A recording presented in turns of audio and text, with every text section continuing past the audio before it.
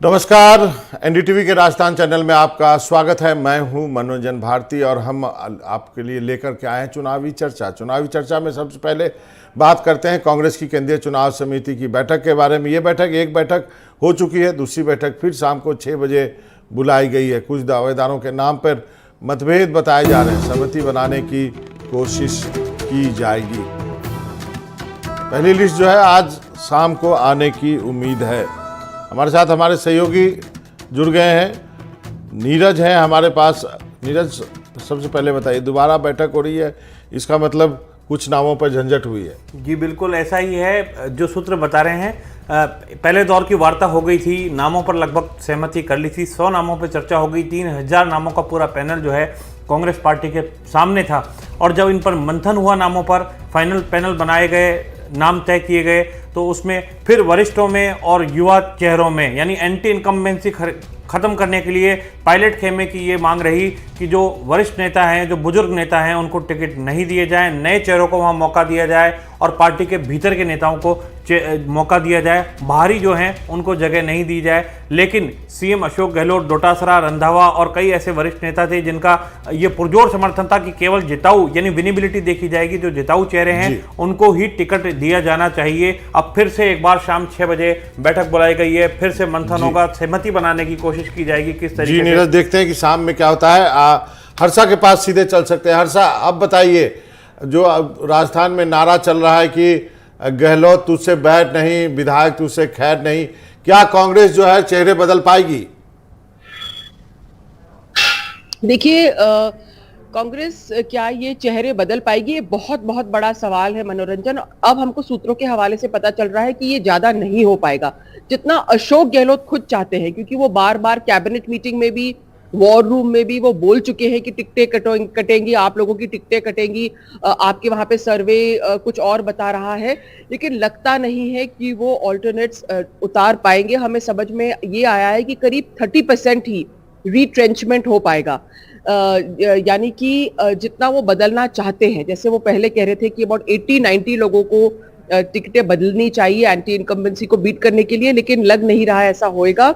लग रहा है कि 30% ही रिट्रेंचमेंट हो पाएगा, और ये इसलिए है क्योंकि उनके पास उस तरह के कैंडिडेट्स नहीं हैं जो एक्सेप्टेबल हो दोनों गुटों को, तो और जो जातिगत समीकरण में भी बैठ पाए। तो ये कांग्रेस के लिए एक बहुत बड़ी अब समस्या है मनोरंजन। ये हर्षा, आपसे ये भी जानना चाहूँ, क्या आपको लगता है कि गहलोत साहब जो हैं, वो जो विधायक जो उनको सपोर्ट कर रहे थे, चाहे वो निर्दलीय हो, चाहे वो दूसरी पार्टी से आए, बीएसपी से आए, उन सबको गहलोत टिकट दिला पाएंगे?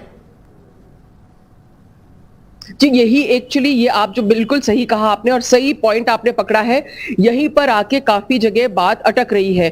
क्योंकि जो 12 विधायक जो उनको सपोर्ट कर रहे हैं, प्लस जो बसपा के लोग थे, जो बीएसपी से कांग्रेस में जिनका विलय हुआ था, तो वो कांग्रेस के कैंडिडेट्स को हरा के आए थे। तो जाहिर है कि भाई कांग्रेस के कैंडिडेट्स, कांग्रेस चाहेगी भी कांग्रेस के जो कैंडिडेट्स थे उनको टिकट दिया जाए, और अशोक गहलोत जी इसकी पैरवी कर रहे हैं कि क्योंकि वो जिताऊ कैंडिडेट्स हैं, वो आ गए हैं कांग्रेस में, तो उनको टिकट मिलना चाहिए। तो यहाँ पर भी बात अटक रही है। साथ ही जो निर्दलीय है, जैसे फॉर एग्जांपल संयम लोढ़ा है आबू से, तो लगता है कि सिरोही से संयम लोढ़ा को टिकट मिल जाएगा, क्योंकि वो पहले भी पूर्व कांग्रेसी रहे हैं। तो पर आपने आज देखा फिर सिरोही में जो वहां पर जिला अध्यक्ष है, वो जाके बीजेपी में शामिल हो गया है, करीब बड़े तादाद में समर्थकों को लेकर। तो हमने जो घमासान देखा बीजेपी में, अब लग रहा है कि कांग्रेस की बारी है। अगले कुछ 2-3 दिनों में कांग्रेस में भी काफी खींचतान होने वाली है, एक बार जब लिस्ट अनाउंस हो जाएगी। जी, श्याम सुंदर जी हमारे साथ जुड़ गए। श्याम सुंदर जी, आपकी टिप्पणी, क्या आपको लगता है कि कांग्रेस जो है चेहरे बदल पाएगी? नहीं बदल पाई तो कई लोग मानते हैं कि कांग्रेस को दिक्कत हो सकती है।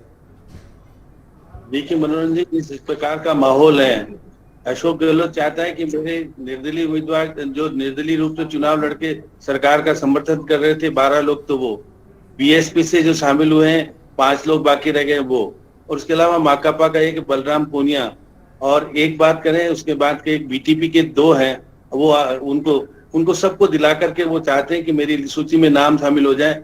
लेकिन राहुल गांधी जो सर्वे की बात बार बार कर रहे हैं कि सर्वे के आधार पर जो नाम आएंगे मैं उनको लूंगा, और सचिन पायलट युवाओं की बात बार बार कर रहे थे। तो ये जो तालमेल नहीं बन पा रहा है, उसी का परिणाम है कि सूची थोड़ी देर हो रही है। सुबह बैठक हुई है, एक दिन पहले बैठक हुई थी, आपने देखा होगा कि अशोक गहलोत ने अपने सूची दी थी और उसके बाद फिर डिस्कस में बैठे हैं और वो चाहते हैं कि मेरे मंत्री जो हैं वो और विधायक उनको सबको टिकट मिल जाए। 106 लोगों की सूची दी है।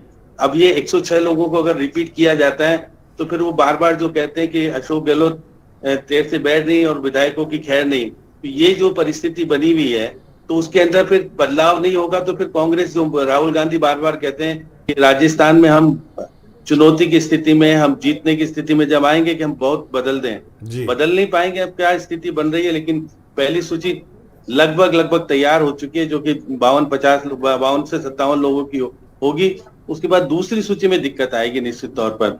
अब देखिएगा जो बाहर से आए हुए उनको हम दिला पाएंगे नहीं दिला पाएंगे। लेकिन हाँ, रोचक है इस बार, ये बात सही है कि जिस तरह की स्थिति बनी हुई है उसमें निर्णय राहुल गांधी के स्तर पर होना है। जो सुनील गोलूमूल का सर्वे है या डिजाइन बॉक्स का सर्वे है, उसमें कुछ विवाद का विषय बना हुआ है कि उनको शामिल किया जाए या नहीं किया जाए, या उदयपुर वाला जो सबमिट हुआ था उनके आधार पर निर्णय करना चाहिए नहीं करना चाहिए। तो थोड़ा बहुत स्थितियां बनी हुई है। सुबह बैठक हुई थी, बैठक में बहुत सारे चीज आई है सामने। अब वो अशोक गहलोत अपनी चीजें रखे हुए हैं और देखिए अजय माकन से उन्होंने बात की है। अब जो वही अजय माकन जो देखिए 25 सितंबर की बात करें, जो कि 2022 का क्या हुआ था, उस वक्त खड़गे साहब भी मौजूद थे।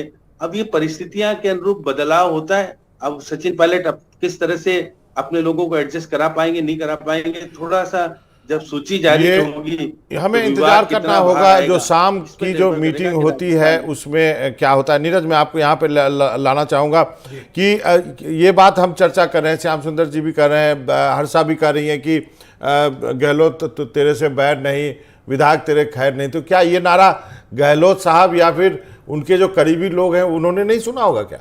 ये निश्चित रूप से नारे और जुमले जो होते हैं वो सारे सुने भी जाते हैं, और जब लोगों के बीच में ये नारे चलने लगते हैं तो धीरे धीरे इनका पॉपुलैरिटी जो होती है वो बढ़ने लगती है। जैसे पिछली बार प्रधानमंत्री नरेंद्र मोदी और वसुंधरा राजे को लेकर के चला था। तो मेरा सवाल है कि जब ये नारे पहुंच रहे हैं गहलोत के पास, तो वो उस पर विश्वास क्यों नहीं करना चाहते कि अधिक विधायक को यदि टिकट हम बदलेंगे तो शायद हमारे चांसेस और बेहतर हो? देखिए, निश्चित रूप से राजस्थान में क्या है, एक एंटी इनकम्बेंसी की परंपरा रही है। सीएम ये कहते रहे कि अब की बार एंटी इनकम्बेंसी नहीं है, लेकिन ऐसे बहुत सारे नेता हैं जिन पर आरोप लगते रहे। जैसे कि भरत सिंह कुंदनपुर है, वो मंत्री प्रमोद जैन भाया पर खुलकर आरोप लगाते रहते हैं कि भाया रे भाया खूब खाया, और बैनर पोस्टर तक उन्होंने लगा दिए जब मंत्री के ऊपर आरोप लग रहे हैं। ऐसे बहुत सारी जगह पर इस तरह की घटनाएं जो हैं वो आमने सामने आई, जहां मंत्रियों में और कांग्रेस के विधायकों के अंदर खिंचाव हुआ। तो उन परिस्थितियों से पार पाने के लिए कुछ ना कुछ उपाय करना होगा। लेकिन माना जा रहा है पहली जो लिस्ट है इसके अंदर ए कैटेगरी के और डी कैटेगरी के नेता, यानी ए कैटेगरी वो है जहां पर कांग्रेस बहुत मजबूत स्थिति में अपने आप को देखती है,